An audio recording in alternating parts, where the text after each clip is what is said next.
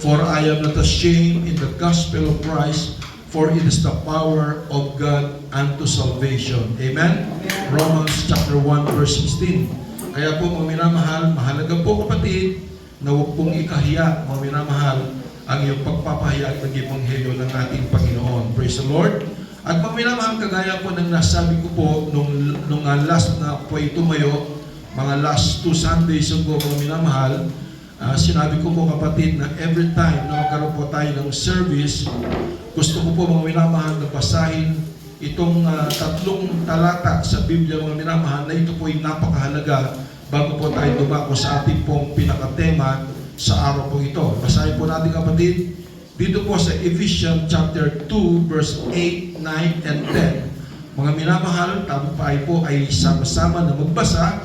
Ito po ay napakahalaga, mga minamahal kong kapatid. Ito po ang siyang pinakapuso ng Ebanghelyo, kapatid, na tayo po ay naligtas hindi po sa ating mga mabubuting gawa na ating ipagyayabang, bagkus tayo po ay niligtas na ng Diyos dahil sa biyaya ng ating Panginoon. Amen.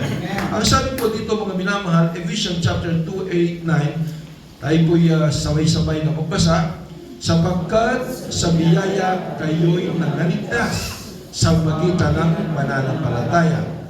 At ito'y hindi sa inyong sarili, ito'y kaloob ng Diyos. Hindi sa pamamagitan ng mga gawa upang ang sinuman ay huwag magpapuri. Sapagkat tayo'y kanyang gawa na nilalang kay Kristo Jesus para sa mabubuting gawa ng mga inihanda ng Diyos ng una upang siya nating lakaran. Palakpakan po natin ang Panginoon. Ibig sabihin kapatid, hindi natin pwedeng ipagyabang ang ating po mga mabubuting gawa na tayo po ay maliligtas at napupunta ng langit. Bagkus tayo po idiligtas na ng Diyos. Ang sabi ng John chapter 3 verse 16, For God so loved the world that He gave His only begotten Son, that whosoever believeth in Him should not perish but have everlasting life. Sa lahat po ng sumampalataya. Sumampalataya lamang at naniwala sa ating Panginoong Jesucristo na siya po ang Diyos na nagkatawang tao, mga minamahal, hallelujah, na tayo po'y iniligtas, tinubos ang ating mga kasalan sa pananampalataya, tayo'y maliligtas. Pero mga minamahal, kalakip po noon kapatid, kapag tinanggap po natin ang Panginoon, mga minamahal, good works shall follow. Amen? Susunod ang mga good works na yan, kapatid. Mga minamahal, hindi sa inyong mabuting gawa na sinasabi po na ako'y magpapakabuti, para ako'y maligtas. No, kapatid. Hindi mo maliligtas ang sarili mo. Kasi kapag minamahal, kapag sinabi mo na maliligtas ka sa iyong mga mabubuting gawa, para bagang sinabi mo na walang kwenta ang ginawa ng Panginoong Jesucristo doon sa krus ng Kalbaryo. Amen? At lalakip kapatid, ang mga gawang mabubuti, anong sabi po ng Galatians chapter 5 verse 22, ang mga bunga ng Santong Espiritu, kapatid, ay mahahayag kapag meron ka ng Santong Espiritu. Amen? Palakpakan po natin ang Panginoon. Praise the Lord. Kung basahin po natin, ito na yung ng ating beloved assistant pastor. Tatapot ang bunga ng Espiritu ay pag-ibig, katuwaan, kapayapaan, pagpapahinod, kagandahan loob, kabutihan, pagtatapat, kaamuan, pagpipigil laban sa mga gayong bagay ay walang kautusan. Iyon po kapatid. Amen. Kapag tinanggap po ng ating Panginoong Jesucristo, kung naman, babaguhin ka ng Diyos. Amen. Hindi mo mababago ang sarili mo, kapatid. Amen. Hindi mo mababago. Kahit magkaroon ka pa ng 1,000 New Year's resolution, mga minamahal, siguro pwedeng gawin mo yan na 2 weeks lang, pero after 2 weeks, balik ka na naman sa dati. Kasi wala tayong kapangyarihan na baguhin natin ang ating mga sarili. Bagkus kapatid, kapag tinanggap na ang ating Panginoon Jesucristo at ang kanyang Santong Espiritu siya'y nasa buhay mo, kapatid, yan po ang magiging bunga. Amen po ba? Amen. Naintindihan po natin mga minamahal? Palakpakan po natin ang ating Panginoon. Ngayon po kapatid, natin po buksan ang ating po mga banal na kasulatan, kapatid. Dito po tayo sa Luke chapter 15 verse 1 up to 7. If you still remember mga minamahal, last 2 weeks ago, na-discuss ko na po sa inyo, na-impress ko na po sa inyo, mga minamahal, yung parable of the lost son. Amen? Yung nalibughang anak. But this time, mga minamahal, ating pong pag-aaral, kapatid, ito pong parabolang ito, parable of the lost sheep, mga minamahal, yung nawawalang tupa. Amen? Amen. Praise the Lord. At alam ko po, mga minamahal, na tayo po lahat ay mga tupa ng Diyos. Yung iba, nahanap na ng ating Panginoon, nasumpungan na ng ating Panginoon. Hindi po tayo, kapatid, ang nakasumpong sa Diyos. Remember that. Bagkus tayo ang nasumpungan ng Panginoon. Hinanap tayo ng Diyos. Tinawag tayo ng Panginoon. Tinatawag tayo ng Diyos. Pero sa ibang kaparaanan. Minsan, kapatid, tinawag ka ng Diyos sa magitan ng mga sicknesses, incurable sicknesses and diseases. Kagaya ng ating beloved Sister Lani kanina na nagpatotoo, yung kanyang anak na Sister Casey, mga minamahal. Sister Casey, nung kami po ay nagba-Bible study, doon po, kapatid, sa dam po ng Northville, ang ating kapatid na ito, Sister Casey, mga minamahal, siya po ay lumpo na. Nalulumpo na po siya. Kasi hindi na po siya pwedeng maglakad. Pupunta lang ng CR, kapatid. Hallelujah, inaalayan pa siya. Hindi na po makalakad dahil habang kami po, ako'y nagpipreach po doon, yung kanyang dalawang paa ay nakataas, kapatid. Yung kanyang dalawang binti ay napakalalaki, kapatid. Yung kanyang mukha, mga minamahal, parang lupa. Yung kanyang lupa sa itsura, itim na po. Yung kanyang tiyan, kapatid, ganyan po kalaki ang kanyang tiyan, kapatid. Ako'y awang-awa sa kanya, mga minamahal. Pero kami po ay patuloy na nanalangin. At ang ating kapatid na Sister Casey, patuloy na siya po ay nakikinig ng salita ng Diyos. Ang sabi po ng Romans chapter 10 verse 17, mga minamahal, faith cometh by hearing and hearing by the word of God. Amen? Ang pananampalataya daw po, ito po ay nakukuha sa pakikinig at pakikinig. Hindi lang po isa. Ang inulit po, sa pakikinig at pakikinig. Ibig sabihin, kapatid, ikaw ay palaging makinig. Kahit wala kang interest sa gawain ng Panginoon, kapatid, pero patuloy ka lang makinig ng makinig. Ating beloved Sister Nida, nasa po Sister Nida.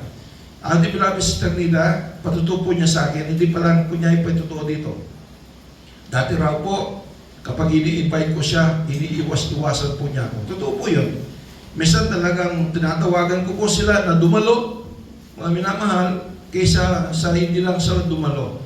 Parang wala man. Gusto lang na i-please ako, kapatid.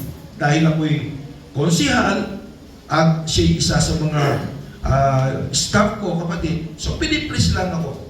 Pero ngayon, mga minamahal, habang siya po'y patuloy na nakikinig ng mga salita ng Diyos, mga minamahal kapatid, ngayon po, sabik na po sila, kapatid, na mapakinggan ang mga salita ng ating Panginoon.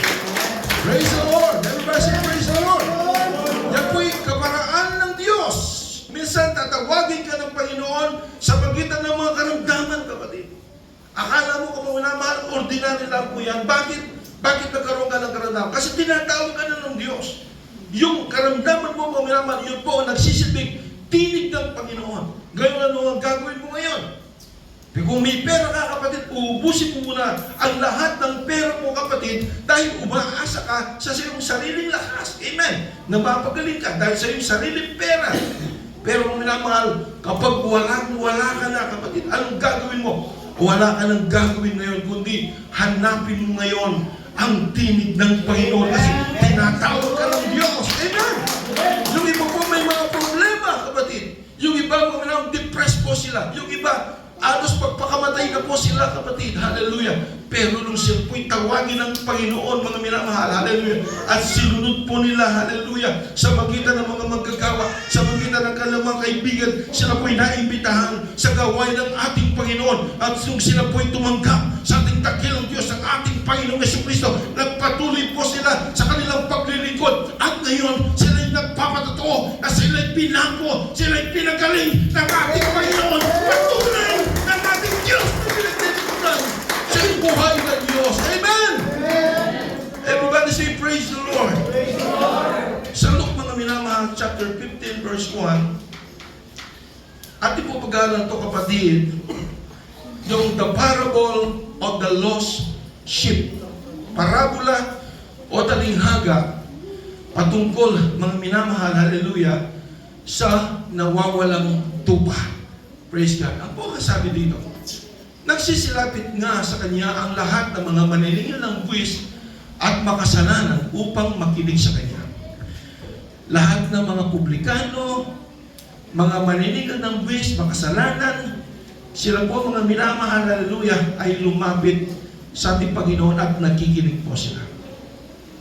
At ang mga Pariseo at gayon din ang mga eskriba ay nangagbulong-bulungan na nagsasabi, tinatanggap ng taong ito ang makasalanan at sumasalo sa kanila at sinalita niya sa kanila ang talinghagang ito na sinasabi, ang tao sa inyo na kung mayroon 100 tupa, 100 sheep, at mawala ang isa sa mga yaon ay hindi iiwan ang 99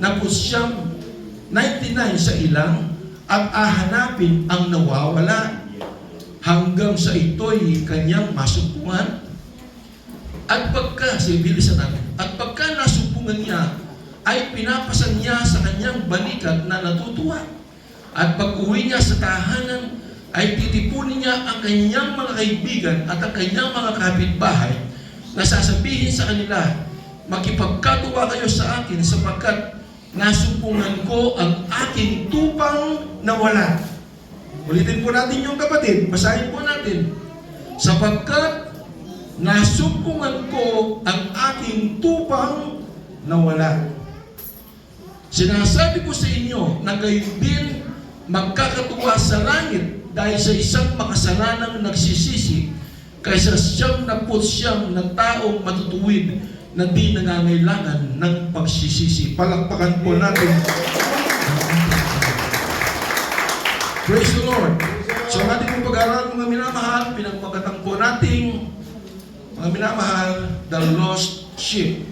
O yung second title, kapatid, second title, pero po tayong second title, o ikalawang pamagat, the God that won't give up on you.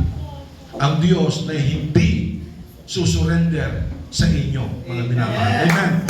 Palakpakan po natin ang Panginoon. Kung ang isang tupa mo, kapatid, siya po ay napahiwalay, at meron kang 100 tupa, at ang isang tupa ay napahiwalay at nandoon po sa bingit ng kamatayan o nasa bangin doon sa kabundukan, mga minamahal, ang sabi po ng parabola, iiwan ang 99 na tupa at hahanapin ang isa. At sa kanyang paghahanap, kapatid, siya po ay maglalakbay, tatawid ng dagat, tatawid ng bato-bato, tatawid ng napakasukal, kapatid, upang mahanap lamang ang isang tupa. Ganyan kahalaga, kapatid, ang isang tupa dito sa parabolang ito, mga minamahal. At kapag ito'y kanyang nasumpungan at tatagpuan, kanya itong bit-bit-bit-bit nagdadala ang kagalakan at pagdating doon, kapatid, tatawagin ang kanyang mga kaibigan upang sila'y magkatuwa dahil nahanap niya ang isang tupa na kanyang minamahal, kapatid. Amen. Mga minamahal kong kapatid, marahil sa atin, I'm sorry, kapatid, kung kayo po ay sinurrenderan na ng iyong mga mahal sa buhay. I'm sorry, kapatid, kung ang mga mahal mo sa buhay ay pinabayaan ka na. I'm sorry, kapatid, kung ang iyong mga mahal sa buhay, hallelujah, ay tinataboy ka na. Pero mga minamahal ko, kapatid, dito sa ating napapag-aralan, meron pong isang Diyos, mga minamahal, na hinahanap ang kanyang mga tupa, hinahanap ang isang tupa, mga minamahal, na sadyang napakalaga sa kanya. Kahit anong mangyari, kapatid, minsan lumalapit na sa iyo ang ating Panginoon, pero na ikaw na isang tupa, mga minamahal, ikaw ay patuloy na lumalayo sa ating Panginoon, pero kailanman, kung ang iyong pamilya, sinukuan ka na, pero ang Diyos, hindi siya susuko upang ikaw ay hanapin.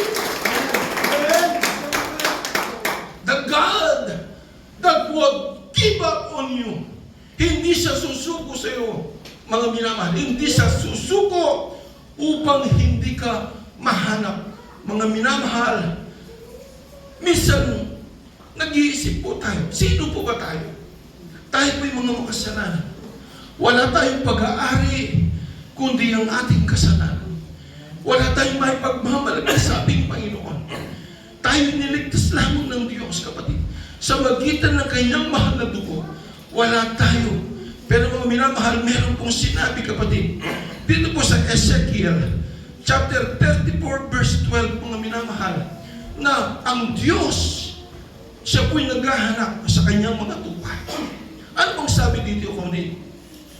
Kung paanong hinahanap o hinanap ng pastor ang kanyang kawan sa kaarawan na siya'y nasa gitna ng kanyang mga tupa na nangangalap. Gayon ko ahanapin ang aking mga tupa at ililigtas ko sila sa lahat ng dako ng kanilang pinagalakan sa maulan at madilim na araw. Palakpakan po natin ang Panginoon. Yan po ang ating dakilang pastor. Ang ating dakilang pastor, mga minamahal, walang iba kundi ang ating pinakamamahal na Panginoong Jesucristo na hinahanap ang kanyang mga tupa. Kahit mga minamahal, ang sabi po ni David, ni Haring David, hindi niya maintindihan, mga minamahal. Hindi niya maunawaan ang kabutihan ng ating Panginoong. Hallelujah. Ang sabi po dito, mga minamahal, praise the Lord, hallelujah. What is man that thou art mindful of him? Sino po ba o ano po ba ang tao? Bakit inaalala ng ating Panginoon? Kung ating mababasa dito po sa mga awit, Kapitulo 8, versikulo 4 hanggang 5, ganito po mga minamahal ang ating mababasa. Ano ang tao upang alalahanin siya? Praise the Lord. Ano ang tao upang alalahanin siya ng Diyos? Sino po ba tayo, mga minamahal? Wala tayong puwang dito, kapatid. Tayo po'y mga filthy rags, ang sabi nga ni Elio, kapatid. Na tayo po'y mga maruming basahan, kapatid. Wala tayong may pagmamalagi sa ating Panginoon. Wala tayong ginagawa kundi ang ating pagsalansang sa kalooban ng Diyos. Pero sabi po ni David, ano ang tao upang alalahanin ng Diyos? Amen. Amen! Mga minamahal, nasabi yun ni David, kahit hindi tayo maglingkod sa Diyos, hindi magbabago ang pagka-Diyos ng Panginoon. Amen! Kahit ayaw mo maglingkod sa Diyos, hindi na magbabago ang ating Panginoon. Siya pa rin ang Diyos. Pero mga minamahal, bakit ang ating Panginoon, ang sabi nga ni David, what is man that thou art mindful of him? Ano ang tao? Bakit inaalala niya ang tao, mga minamahal? Hallelujah. Kasi kapatid, mahal ka ng ating Diyos. Amen. Mahal ka at ikaw ay pinili ng Diyos. Ikaw ay tupa ng ating Panginoon. Kaya kapatid, inaalala ka dahil sabi ng Biblia, before the foundation of this world, I have chosen you, ang sabi ng Panginoon. Bago raw po itinatagang sanglibutan ito, pinili ka na ng ating pinakamamahal na Panginoon. Amen. Palakpakan po natin ang Panginoon. Dito, kapatid, meron po tayong pag-aaralan po rito. Isang tupa ng Diyos na kung iisipin mo, marahil ay sa iyong sariling pananaw, siya hindi tupa ng Diyos. Dahil, kapatid, kalumal-dumal ang kanyang dinanas sa kanyang buhay. Pero nung siya po ay tawagin ng Panginoon, nung siya po ay lumapit sa ating Panginoong Jesucristo, siya po, mga minamahal, ay pinagpala at pinagaling siya ng ating Panginoon.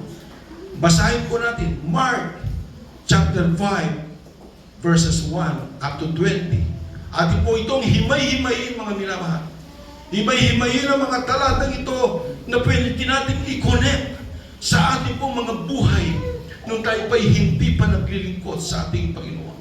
Ang sabi po dito, at nagsidating sila sa kabilang ibayo ng dagat sa lupain ng mga Gadareno o Gadarenes. At paglunsad niya sa daong, ibig sabihin, pagbaba po niya sa daong, kapatid, sa bangka, pagdakay sinalubong siya na galing sa mga libingan ng isang lalaki na may isang karumaldumal na espiritu. Sabihin po natin, karumaldumal na espiritu. Na tumatahan sa mga libingan. Siya po'y nakatira na po, kapatid, sa sementeryo dahil ayaw na po siyang makita ng mga tao. Kapag nakikita ng mga tao, siya po'y binabato, siya po'y marahil ay pinagtatadya, at yung iba naman tao ay natatakot sa kanya. Natatakot dahil sadyang napakalakas ng tao ito. Ang sabi po dito, tumatahan sa mga libingan, nakatira po sa mga libingan, sa sementeryo. At sino may hindi siya maghakos? Sino may hindi siya maghakos? Kasi malakas po siya. Hindi siya maghakos kahit ng tanikala. Tanikala. Nakita niyo yung tanikala? Kahit malaking tanikala, anong ginagawa po niya? Sapagkat madalas na siya ginapos ng mga damal at mga tanikala at pinagpapatid-patid niya ang mga tanikala at pinagbali-bali ang mga damal at walang taong may lakas na makasupil sa kanya. Tingnan po ninyo, napakalakas po niya dahil siya po ay puspos ng masamang espiritu. Siya po, kapatid, ay nasa possession ng bad spirit, mga minamahal.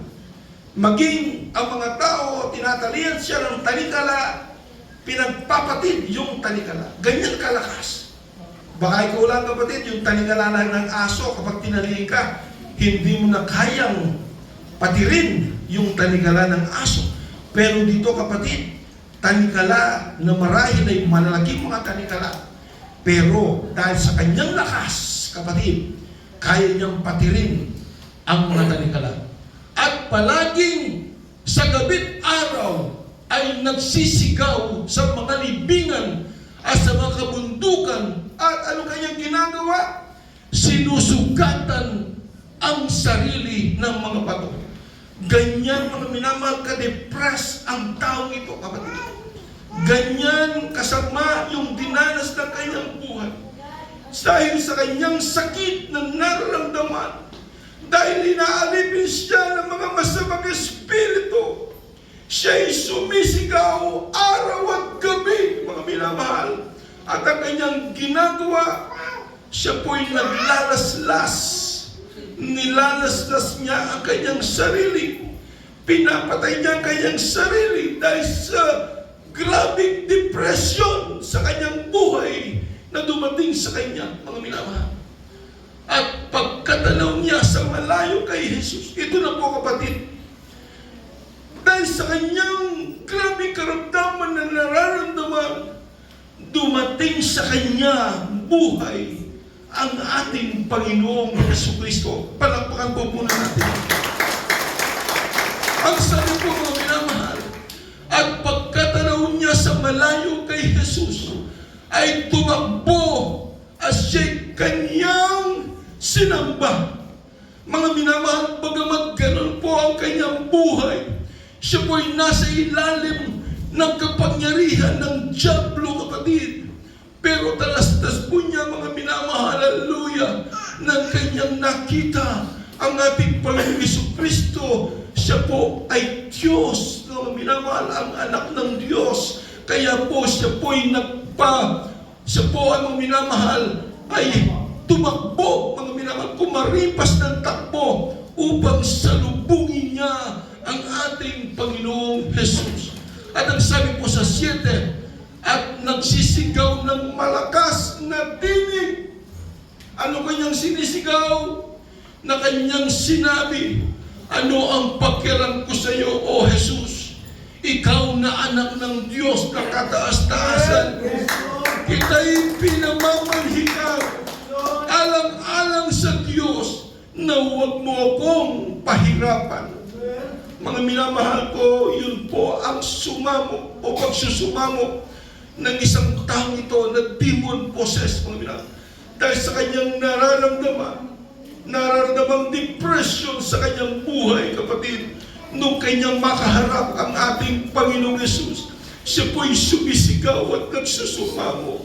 Ang sabi po niya, mga minamahal, na huwag siyang pahirapan. Amen. sapagkat sinabi niya sa kanya, lumabas ka sa tao ito. Yun ang sabi ng ating Panginoon. Ikaw nakarumalduman ng Espiritu. At tinanong niya siya, nagtanong ang ating Panginoon, ano ang pangalan mo? Ang sabi po, sumagot. At sinabi niya sa kanya, Pulutong ang pangalan ko. Pulutong. Kapag sinabing pulutong, yung legion, sa Romans, kapatid, yung legion, 2,000 po yan. 2,000. Kapag sinabing pulutong, 2,000 po yan. O legion, 2,000 po yan, kapatid. Anong pangalan mo? Ang tanong ng Panginoon. Sumagot, kapatid. Masamang espiritu. Pulutong, ang sabi niya. Ang pangalan ko. Sapagkat marami kami. Ibig sabihin, hindi lamang po isang masamang espiritu ang nasa taong ito. Mga minamahal. Dahil sabi niya, marami kami. At ang sabi po, at ipinamamanhig na mainam sa kanya na huwag silang palayasin sa lupain yaon. At sa libis ng bundok na yaon ay may isang malaking kawan ng baboy na nagsisipanginain. At nagamanhig sila sa kanya na nagsisipagsabi, paparoonan mo kami sa mga baboy upang kami ay nagsipasok sa kanila. At ipinahintulot niya sa kanila at ang mga karumalduman na espiritu ay nangagsilabas. Ganyan kakapangyarihan ng Panginoon. Amen? Palakpakan po natin ang Panginoon. Pinalabas ng ating Panginoong Jesucristo yung mga karumalduman na espiritu at sila po'y nangapunta doon sa mga baboy na ayon sa kahilingan ng mga masamang espiritu ito. At sila po'y nagsilabas at nangagsipasok sa mga baboy. At ang kawan ay napadaluhong sa bangin hanggang sa dagat na sila'y may mga 2,000. Tingnan po niyo. 2,000. Tigi-isang masamang espiritu na punta sa mga baboy. 2,000 kapatid yung mga baboy na anong nangyari, sila'y nangalulot sa dagat. At nagsitakas ang mga tagapangalaga ng mga yaon at ibinalita sa bayan at sa mga bukid at nagsiparoon ang mga tao upang makita kung ano ang nangyari. Imagine kapatid, isang tao lang. Isang tao may 2,000 masamang espiritu sa kanya. Kaya pala kapatid, napakalakas po niya. Maging mga tanikala, yung mga gamal, kapatid, kanyang pinapatid. Malakas na malakas itong taong ito na nasa ilalim ng puwersa ng kadiliman o masamang espiritu. Tuloy kapatid. At nagsiparoon sila kay Jesus at nakita nila ang inalihan ng mga demonyo na nakaupo, nakapananamit ng matino ang kanyang pag-iisip sa mga tuwid bagay siyang nagkaroon ng isang pulutong at sila'y natatakot. Palakpakan po natin ang Panginoon. Ang mga nangangalaga ng mga baboy kapatid, dahil sila po'y natakot, sila'y nagsitakas, ipinamalita sa mga tao, mga minamahal. At ngayon po, hallelujah, sila po'y nagpunta sa ating Panginoong Jesucristo at nakita ng mga tao yung may 2,000 masamang espiritu. Nakita po nila na sila po, siya po'y nakabihis na po ng matino, malinis ang kanyang kabihisan. Ibig sabihin kapatid, pinagaling siya ng ating Panginoon Jesucristo. Amen! Everybody say, praise the Lord! Tuloy. At sinabi sa kanila nang nakakita kung paanong pangyayari na inalihan ng mga demonyo at tungkol sa mga baboy. At sila'y nagpasimulang magsipanhig sa kanila na sila'y umalis sa kanilang mga hangganan. At habang lumululan siya sa daong, ay ipinamanhig. Basahin po natin ito kapatid. Habang umaalis ng Panginoon, pupunta na siya sa ibang lugar kapatid. Habang sumasakay sa daong, humabol itong dating poses na ito na pinagaling ng Panginoon. Gusto niyang sumama sa ating Panginoon. Gusto Gusto niyang masaksiyan ang mga grabing himalang gagawin pa ng ating Panginoong Jesucristo. Pero ano pong sabi dito, kapatid? Take note, basahin po natin lahat. Hallelujah! At habang lumululas siya sa daong, ay ipinamamanhid sa kanya ng inalihan ng mga demonyo na siya'y ipagsama niya. Panginoong Jesus, isama mo ako. Panginoong Jesus, kung saan ka pupunta, doon ako doon. Pero anong sabi ng Panginoon? Anong sabi po ng Panginoon? At hindi niya itinulog. Hindi pumayag ang Panginoon. Hindi siya pumayag na siya po ipagsama. Pero meron pong purpose ang Panginoon. Bakit? Hindi siya sinama. Ano ang purpose ng Panginoon? Ang sabi po dito, at hindi niya itinulot sa kanya, kundi sa kanya'y sinabi, umuwi ka sa iyong mga kaibigan at sabihin mo sa kanila kung gaano kadakilang mga bagay ang ginawa sa iyo ng Panginoon at kung paano pinaawaan kayo. Amen! Palakpakan po natin ang Panginoon. Mahalaga, kapatid, ang talatang ito bago po tayo magpatuloy sa ating pagbabasa. Bigyan po natin ito ng diin, kapatid. Mahalaga ang mga nangyari sa taong ito. After na siya po'y pinagaling ng ating Panginoon, mula doon po sa kanyang pagka-demon possessed, gusto niyang sumama sa ating Panginoon. Pero kapatid, hindi pumayag ang Panginoon. Pagkus ang sabi ng Panginoon, umuwi ka sa inyo, sa iyong mga kaibigan, at iyong ipamalita ang dakilang ginawa sa iyo ng ating Panginoon. Ibig sabihin, kapatid, huwag po kayong magpistulan na tayo po'y nakaupo lamang po dyan. After na ikaw ay binago, after na ikaw ay pinagaling ng Panginoon, huwag kang maghimagod, huwag kang mahihiya na iyong ipahayag sa iyong mga kaibigan, huwag kang mahihiya na ipahayag sa iyong mga kaibigan, maging sa iyong mga kanak. Merong isang Diyos na nagpagaling sa iyo, ipamalita mo! Dahil itatadyan po natin ang kalwalatian ng Diyos. Amen? Amen. Kaya po mga naman, every time na magkaroon po tayo ng gaway, huwag po kayong mahihiya na magpasalamat at magpatutuo ng ating Diyos na nakilala. Siya'y buhay ng Diyos. Amen? Amen? Amen.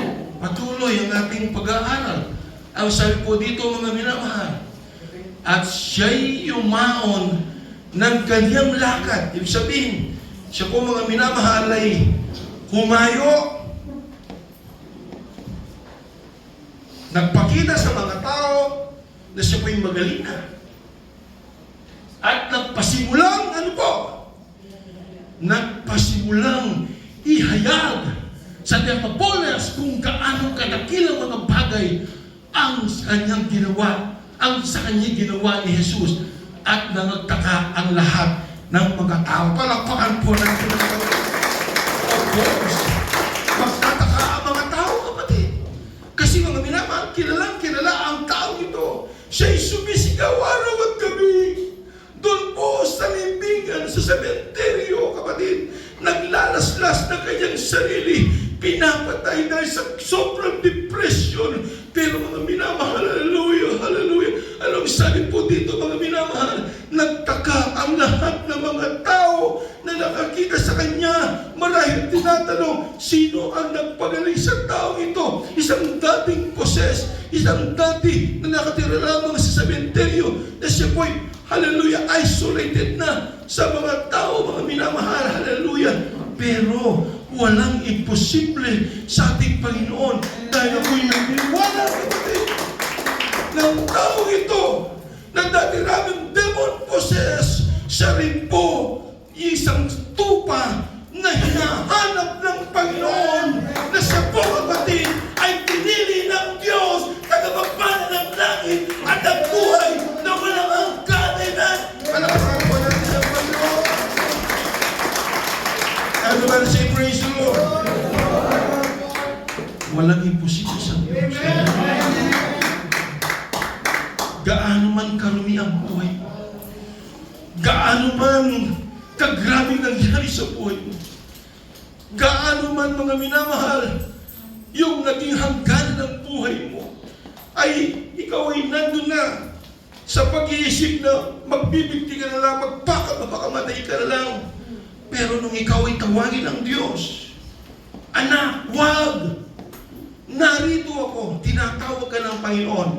Kapatid, salamat sa Diyos, kayo'y narito, hindi dahil sa amin, hindi dahil sa inyong mga kaibigan, hindi dahil sa inyong mga kapitbahay, sila lamang ay ginamit ng Diyos, pero kayo'y narito, kapatid, dahil nagpaunlak kayo sa tawag at tinig ng ating Panginoon Jesus. Amen and mercy, praise the Lord. Tuloy, kapatid. At nang si Jesus ay muling, sa 20, kapatid. Sabi dito, at siya'y yumaon ng kanyang lakad at nagpasimulang ihayag sa Decapolis kung gaano kadakilang mga bagay ang sa kanya'y ginawa ni Jesus at nagtaka ang lahat ng mga tao. Tingnan po ninyo. Sino ang makapagsasabi? Isang demon possessed. Ngayon, siya na po ay isang evangelist. Amen? Amen. Na kayang baguhin ang kaisipan ng buong mundo. Isang dating possessed na hindi pinapansin. Isang dating possessed na kinasusuklaman. Isang dating possessed na wala ng pag-asa sa kanyang buhay.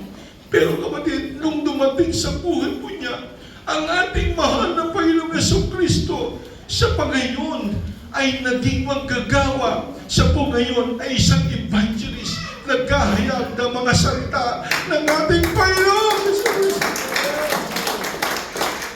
Kaya po mga minamahal, hallelujah, sa atin po ng mga tao dito, hindi ko alam ang kwento ng buhay po ninyo. Hindi ko alam ang istorya ng buhay po ninyo, kapatid. Meron kayong mga kasalanan na pinatago-tago, kapatid, hallelujah, sa inyong cabinet. Ibig sabihin, kayo lang ang nakakalam nun between you and God. Yung ginawa mong kasalanan na yun, mga minamahal, kung iniisip mo ay wala ka ng pag-asa. Kung iniisip mo, hindi ka nang patatawarin ng Diyos, nagkakamali ka dyan, kapatid. Dahil sa habag at biyaya ng Panginoon, kahit anong kasalanan mo, kung 40 years ka man nagkakasala sa Panginoon, kung 40 years ka man chismosa, kung 40 years ka man, hallelujah, na drug addict, the moment na lumapit ka rito, 5 minutes lamang po, natanggapin mo ang Panginoon, kakalimutan ng Diyos ang lahat. Ganyan ang ating Panginoon, amen? Everybody say, praise the Lord. Dahil kapatid, ikaw ay tupa ng Diyos. Sino po ba yung naniniwala rito na tayo ay tupa ng Diyos? Magsabing amen. Amen. Kapag hindi ka tupa ng Diyos, ikaw ay kambing, kapatid. Ang kambing ay merong sungay. Amen? Amen. Hallelujah. Pero yung tupa, kapag ikaw ay tupa, ang tupa, siya po'y pinapatay. Pero umiiyak lamang po siya. Kapatid, hindi siya nagre-reklamo. Ganyan ang tupa. Ganyan kaamo ang isang tupa ng ating Panginoon. And I firmly believe, kapatid, na tayong lahat na narito ay mga tupa ng ating Panginoong Jesucristo na matagal ng tinahal. Amen? Kaya po mga minamahal po ang mga bisita, mga minamahal, hallelujah. Ang mga bisita na kasama po natin, kapatid, papalat. Kasama po natin dito ang ating beloved sister Maria Enriquez. Saan po siya, kapatid? Palakpakan po natin ang Panginoon. Brother Jacob Enriquez. Praise the Lord. At ang ating kaibigan, kapatid, at kumpare, kakabakasyon pa lamang po ng Amerika. Ngayon ay kasama po natin. Amen. Ang ating kapatid, beloved brother Roji Sanchez. Palakpakan po natin. At ang ating beloved sister Evangeline Agbayari. Amen. Kapatid, niloob ng Diyos, kayo po'y narito. Dahil ako'y naniniwala, kapatid, ikaw ay iusa sa mga pinili ng ating Panginoon. Ang ating Panginoon. Amen. Everybody praise the Lord. Praise the Lord. Mga minamahal, dahil meron pa po tayong Holy Supper, bago po yan, kapatid, gusto kong gumawa ng isang illustration. Ginawa ko na po ito kapatid, pero para lalo po yung maintindihan. Brother Jolie, halika na. Halika na. 5, mga 5 brothers. Sino pa 5? Brother Chan. Dito po yun. Brother John. Halika, Brother John. Sino pa? Brother Marvin, halika. Brother Freddy, halika. Justin, halika. Sandali lang. Illustration lang to. Praise the Lord. Halika kayo. Para maintindihan po ninyo kung ano ang nangyari. Mag-imagine po kayo kung gaano kadakila ang ating Panginoon. Kapatid, ano ba na ito, brother? Si Brother Jolie, siya po ang demon possessed. Ano ba yung demon possessed? Gumagano siya, no? Dito ka. Doon ka sa likod niya. Hawakan ninyo siya. Yan, hawakan ninyo. Halika. Hawakan ninyo. Nag-struggle itong demon possessed. Brother Joel, halika. Brother Joel. Mga minamahal, si Brother Joel, halimbawa lang to, siya ang ating Panginoong Yesus. Andito siya, paparating si Brother Joel, ang ating mahal na Panginoong Yesus, halimbawa lang. Si Brother Jolie, ang demon possessed, nakita niya ang Panginoon. Masakit na kanyang nararamdaman. Siya po'y naglalasla, sumisigaw sa sakit, kapatid. Pero nung makita ng ating Panginoon, nagpupumiglas siya, na pumunta, tumakbo, kumaripas ng takbo, kapatid. Hallelujah. Sige, lumapit ka, brother. Ikaw naman, sige, harangin ninyo. Sige, ganyan. Ganyan, mga minamahal. Ganyan, kapatid. Hallelujah, ang nangyari. Hallelujah. Itong demon possessed ito, siya'y nagpupumiglas, mga minamahal. Abang yung 2,000 na masamang espiritu, siya po, hallelujah, inihila na huwag papalapit ang demon possessed sa ating Panginoong Jesus. Pero nangyari, nagtagumpay pa rin itong demon possessed na ito, mga minamahal. At sinalubong siya ng ating Panginoong Yesu Cristo. Hallelujah! Ganyan, salamat mga kapatid. Ganyan, mga minamahal, ang pag-ibig sa atin ng ating Panginoon. Hallelujah!